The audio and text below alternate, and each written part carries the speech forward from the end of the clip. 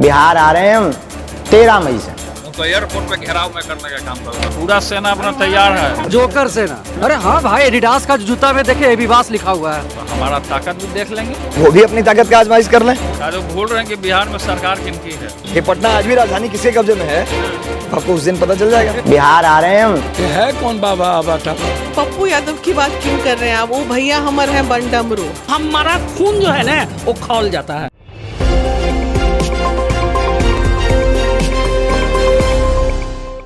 बागेश्वर धाम के बाबा धीरेन्द्र शास्त्री के पटना में आगमन को महज कुछ घंटे बचे हैं। आज 11 तारीख है, कल 12 और कल ही बाबा पटना में कदम रखेंगे। परसों यानी 13 तारीख को बाबा का कार्यक्रम शुरू होगा, जिसको लेकर जोरों शोरों से तैयारियां की जा रही हैं। वहीं दूसरी तरफ बाबा धीरेन्द्र शास्त्री का विरोध भी जमकर हो रहा है। कई पार्टियां उनका विरोध कर रही हैं और कह रही हैं कि अगर उन्होंने धर्म के नाम पर लोगों को भड़काने की कोशिश करी तो उन्हें बख्शा नहीं जाएगा। और अब आरजेडी नेता अब्दुल बारी सिद्दीकी ने भी धीरेन्द्र शास्त्री पर जमकर हमला बोला है। उन्होंने कहा कि बाबा धर्म की आड़ में लोगों को भड़काने का काम करते हैं। नमस्कार, आप देख रहे हैं इंडी टाइम्स और हम हैं स्वाति तिवारी। और आज फिर हम आपको बिहार के सियासी गलियारे में लेकर चलेंगे और दिखाएंगे कि क्या अफरा तफरी मची पड़ी है वहां पर। लेकिन उससे पहले एक रिक्वेस्ट है कि अगर आप पहली बार इंडी टाइम्स को देख रहे हैं तो तुरंत सब्सक्राइब कर लीजिए और बेल आइकन को प्रेस कर दीजिए, नहीं तो फिर आप कहेंगे कि नोटिफिकेशन तो हमें मिलता ही नहीं। तो दोस्तों, न्यू स्टेट बिहार झारखंड के मुताबिक बेगूसराय में एक निजी कार्यक्रम में बिहार सरकार के पूर्व मंत्री एवं आरजेडी के कद्दावर नेता अब्दुल बारी सिद्दीकी पहुंचे थे। इस दौरान उन्होंने एक बार फिर बिहार आ रहे बागेश्वर धाम के बाबा धीरेन्द्र शास्त्री पर जमकर हमला बोला है और कहा कि बागेश्वर बाबा एक तरफ बोलते हैं कि हमारा किसी भी राजनीतिक दल से कोई लेना देना नहीं है, लेकिन उनके लिए सब बराबर है, लेकिन दूसरी तरफ वो अपने धर्म प्रचार के आड़ में हिंदुत्व का चोला पहनकर हिंदू मुस्लिम भी करते हैं, लोगों को अपने जाल में फंसाते हैं। ऐसे मामलों पर कानून सख्त कार्रवाई करने के लिए स्वतंत्र है। नेताजी यही नहीं रुके, उन्होंने केंद्रीय मंत्री गिरिराज सिंह के द्वारा बागेश्वर धाम धीरेन्द्र शास्त्री के बचाव पर हमला बोलते हुए कहा कि गिरिराज सिंह सत्ता के लिए धर्म का दुरुपयोग कर रहे हैं, जो कहीं से भी उचित नहीं है। वहीं फिल्म द केरल स्टोरी को गिरिराज सिंह द्वारा बिहार में सरकार द्वारा टैक्स फ्री की मांग पर भी उन्होंने कहा कि पूरे भारत में सिर्फ एक पार्टी ही इस फिल्म की तारीफ कर रही है, जबकि और लोग इसका विरोध ही कर रहे हैं। इस फिल्म में कई ऐसे तथ्य हैं जिसका इतिहास और वास्तविकता से कोई लेना देना नहीं है। ऐसे में इसके रिलीज पर बिहार में उन्माद पैदा हो सकता है, इसलिए बिहार सरकार इस पर सोच समझकर ही फैसला लेगी।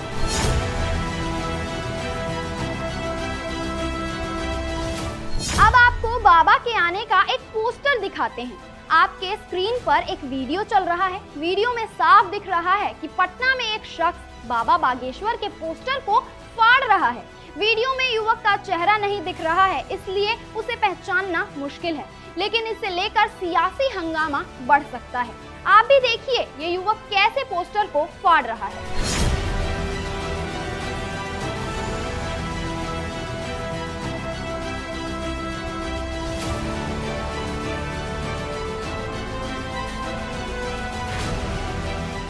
बाबा बागेश्वर के पटना पहुंचने से पहले उनके कार्यक्रम की तैयारियां जोरों शोरों से चल रही हैं। इसी बीच बीजेपी विधायक नीरज बबलू कार्यक्रम स्थल का जायजा लेने पहुंचे, जहां उन्होंने तेज प्रताप पर तंज कस दिया। सुनिए क्या कह रहे हैं बबलू। काफी बेहतर व्यवस्था किया गया, काफी बड़े पैमाने पे यहाँ व्यवस्था किया गया। मुझे लगता है कि 3 लाख लोग अगर आते भी हैं तो उनको कहीं कोई कठिनाई नहीं होगी। लाखों लोगों का मन है कि हम बाबा को सुनने जाए। ऐसे में अगर कोई विरोध का बात करता है तो मुझे लगता है कि तमाम वर्ग के खिलाफ जाना है और जो पागलपन की स्थिति होती है उस तरह के ही लोग विरोध कर सकते हैं, क्योंकि संत का विरोध करना तो पूरे हिंदू समाज का विरोध करना होता है। घबराहट इस बात से हो रही है, बेचैनी इनको इस बात से हो रही है है कि इन लोगों को पता है कि बाबा आएंगे तो हो सकता है भविष्यवाणी करेंगे, तो लोग भविष्यवाणी से घबरा गए हैं कि ऐसा न हो कि भविष्यवाणी कर दे कि महागठबंधन की सरकार जाने वाली है, सरकार डूबने वाली है। अब आप कुछ महिलाओं को सुनिए जो बाबा के सपोर्ट में हैं और पप्पू यादव से भड़की हुई हैं। सुनिए क्या कह रही हैं ये। पप्पू यादव की बात क्यों कर रहे हैं आप? वो भैया हमर हैं बन डमरू, उज्जैन से जब चाहो जो चाहता है डमरू की तरह उनको बजा देता है। आज उधर मैनेज हो जाएंगे, कल धीरेन्द्र को शास्त्री जी को वेलकम करने भी पहुंच जाएंगे। वो कब क्या बोलते हैं उनको अपने बात पे भी भरोसा है।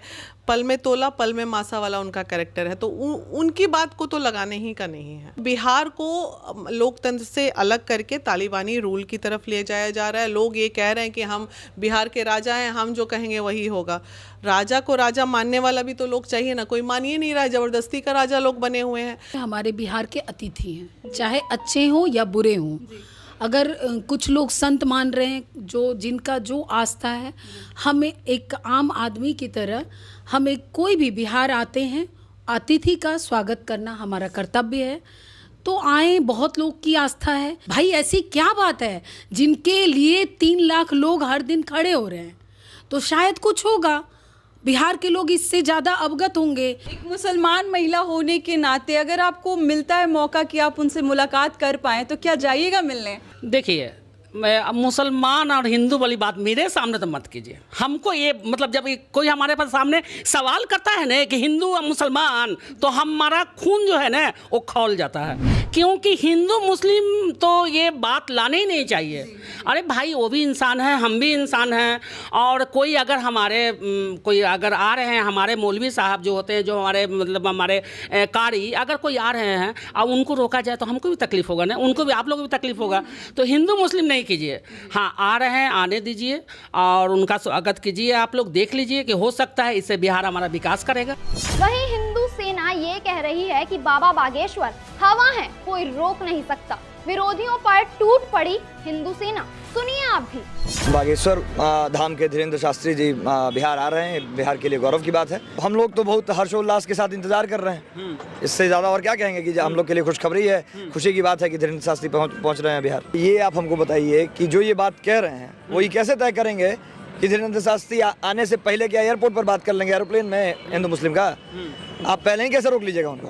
वो आने के बाद यहाँ क्या करेंगे वो तो आने के बाद पता चलेगा ना आपको। तो ये मूर्खतापूर्ण बात है, ढोंग पाखंड करते हैं, इसको आप प्रूफ तो नहीं कर पाए। जेल तो इसमें जाने का कोई प्रावधान ही नहीं है। हम खुद एक लॉयर हैं। जहाँ तक बात है धर्म की, अपना धर्म प्रचार कर रहा है, एक धर्म प्रचारक का काम है धर्म का प्रचार करना।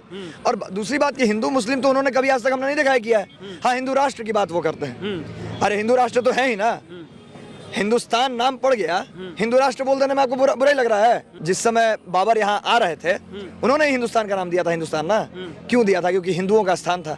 तो आप खुद ही इसका नाम हिंदुस्तान कहकर बहुत खुश होते हैं, हिंदू राष्ट्र कोई कह देता है तो आपको बुरा लगने लगता है। बागेश्वर धाम महाराज पवन पुत्र हनुमान के भक्त हैं और हवा को कोई कैद नहीं कर सकता, हवा को कोई रोक नहीं सकता है। तो बागेश्वर धाम वाले महाराज को बिहार में कोई नहीं रोक सकता? कोई नहीं रोकेगा। वो भगवान के भक्त हैं। हनुमान के भक्त आज करना रोक पाया है ना आगे रोक पाएगा। हनुमान जी को लंका नहीं रोक पाई थी, लंका में प्रवेश रुका था, नहीं रुका था ना। जब लंका जैसा प्रहरा में जब लंका नहीं, ये हनुमान नहीं रुके तो आपको लगता है कि यहाँ तो रावण के कैटेगरी में कोई है ही नहीं। लेकिन सेना तैयार किया जा रहा है। 50 आदमी सेना है, 50 जोकर सेना। अरे हाँ भाई, एडिडास का जूता में देखे एबीबास लिखा हुआ है, जोकर है भाई। वहाँ भी दोनों नंबरी काम हो रहा है। बाबर से नहीं रुका हमारा धर्म, तुगलक से नहीं रुका, एक अंग्रेजों से नहीं रुका, हजारों बार आक्रमणकारियों से नहीं रुका, तो ये सब जोकर से रुकेगा? अब कोई चीज आपके पास मशहूर होने के लिए है ही नहीं, तो आप गाली दे के मशहूर होइए। तो जिन्होंने कहा है कि रोक देंगे वो भी अपनी ताकत का आजमाइश कर लें। कि पटना आज भी राजधानी किसके कब्जे में है आपको उस दिन पता चल जाएगा। और अब त्रिदंडी स्वामी को भी सुनिए।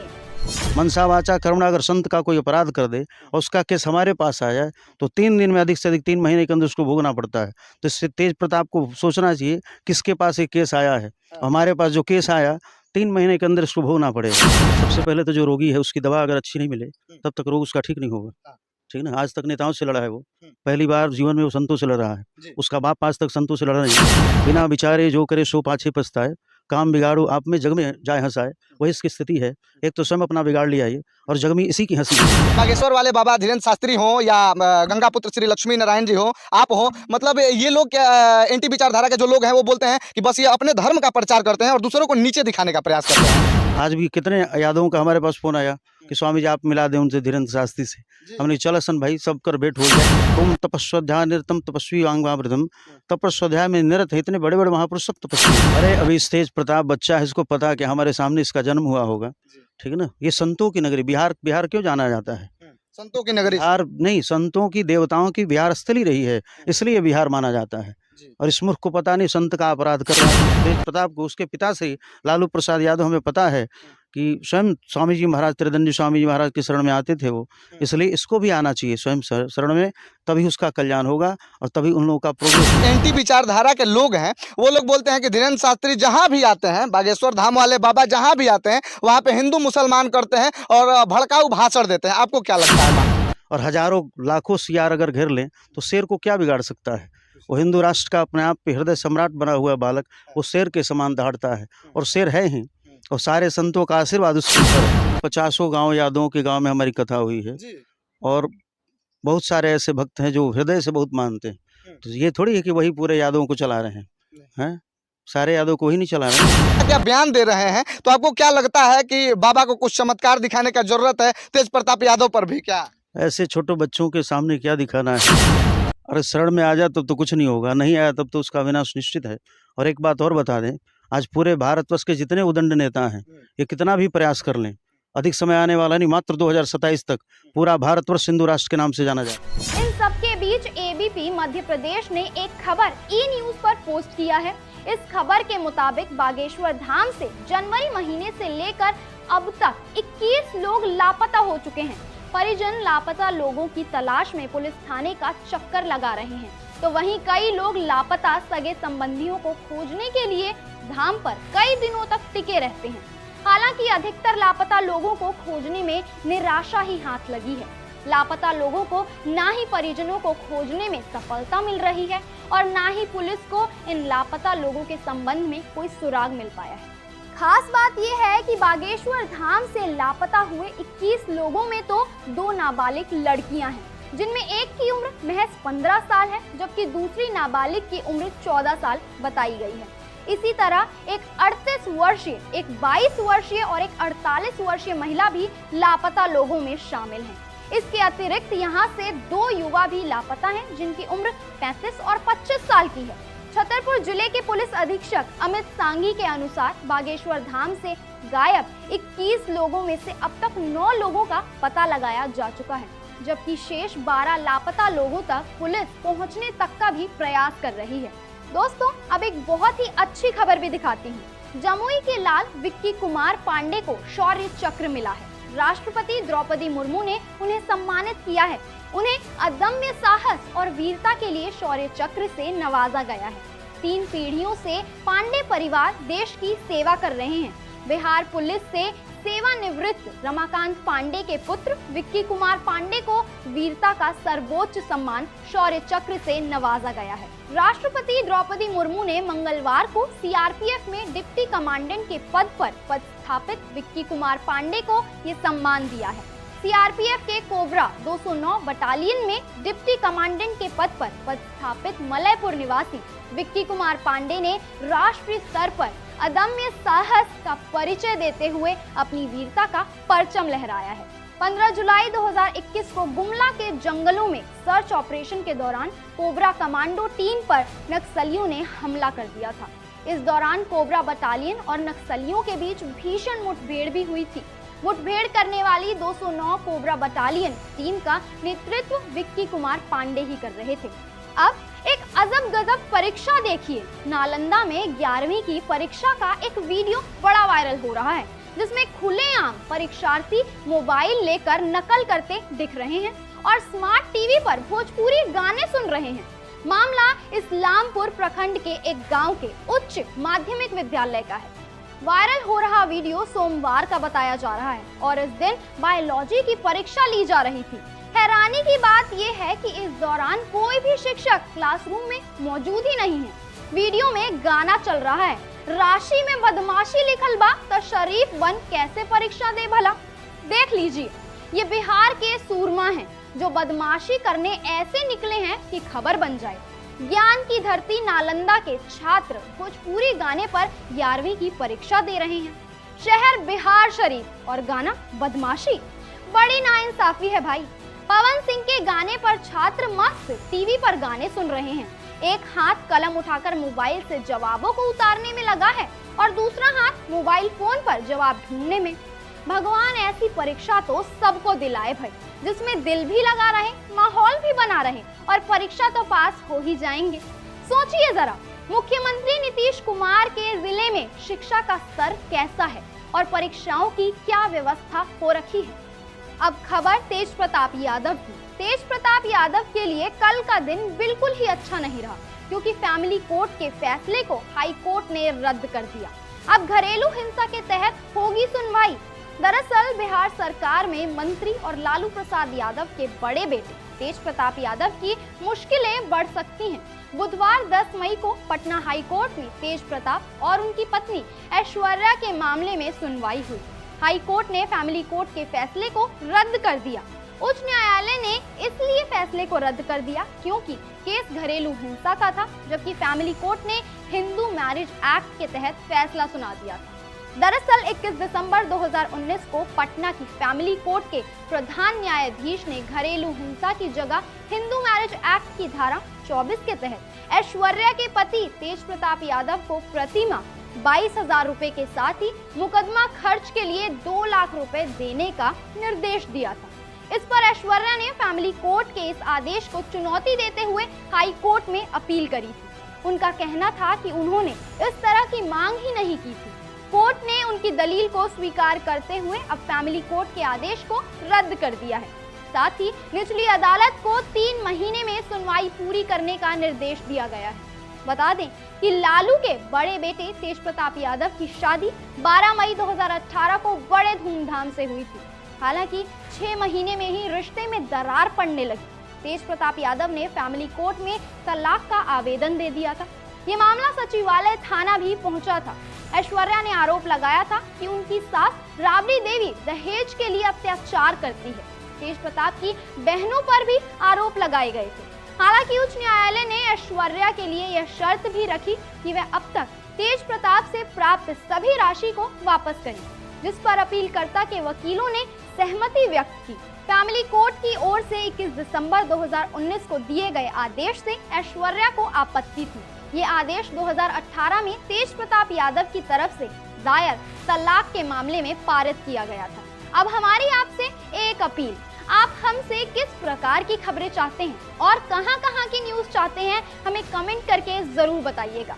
हम खबरों की गुणवत्ता की जांच करके सच्ची और वो खबरें आपको दिखाएंगे जिन्हें आपका जानना होगा जरूरी। तो दोस्तों, वीडियो को लाइक और शेयर कर दें और देखते रहिए इंडी टाइम्स। नमस्कार।